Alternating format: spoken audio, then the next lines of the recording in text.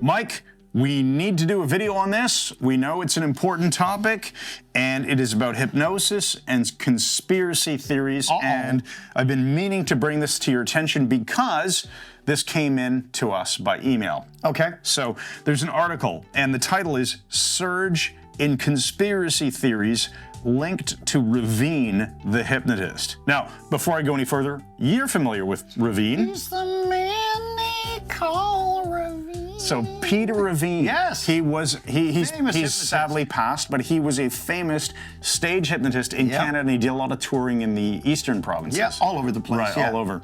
Okay, so you're probably wondering why I called you here. What I'm wondering. All right, so this article, it's a bit troubling.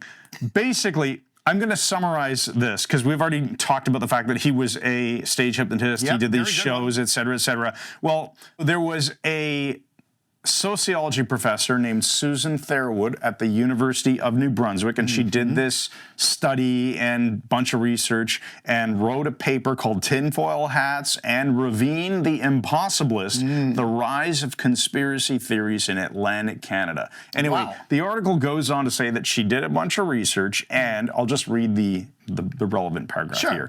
It seems that Peter J. Raveen, who passed his business along to his son Tyrone, suffered from dementia at the end of his career. And would often forget to snap his fingers to jolt hypnotized individuals back to reality. What a nightmare. That left the individuals in a permanent state of mesmerism, forever open to the power of suggestion, believing everything they read or hear. And it would seem that this state of consciousness was also passed on to children of the affected and sometimes even to friends. Yeah, all the people around them would get it too. And then, so of course, this then goes on to explain how people would believe all kinds of nonsense like weird around conspiracy theories because they didn't come out of hypnosis. Yeah, whatever. So that's sort of where the article goes on. So I'm going to just put the iPad down now. I think you did. Here's the important part. What's that, Chris? The entire article is satire. It comes from a satirical website. It's freaking hilarious. But the important thing is not everybody recognizes that it's satire. Now, what does that say about the state of knowledge on a topic like this, This is terrible. People believe anything they see, hear, or read by the sound of it, including things about people believing everything. It's weird. Years ago, we did the Gus Grissom update in our podcast. We'll have to bring it back, saying Gus Grissom had been cited despite the fact he's been dead since the 1960s. People would write to us and say, this is amazing.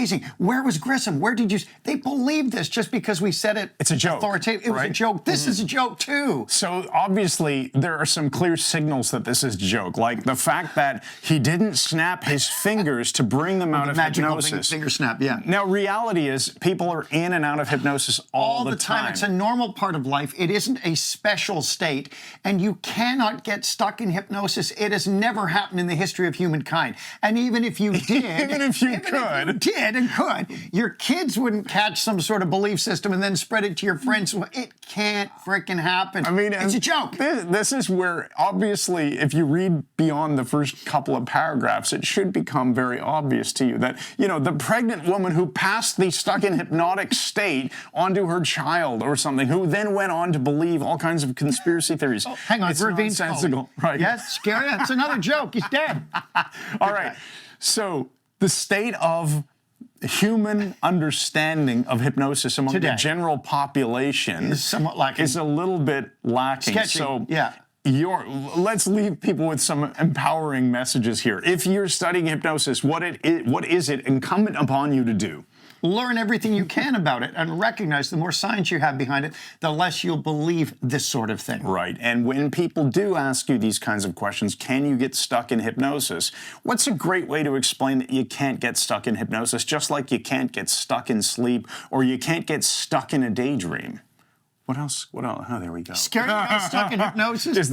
Is there anything else you want to add to that? Just the fact that it's a normal state. You're no more going to get stuck in hypnosis than you're going to get stuck in a conversation with someone.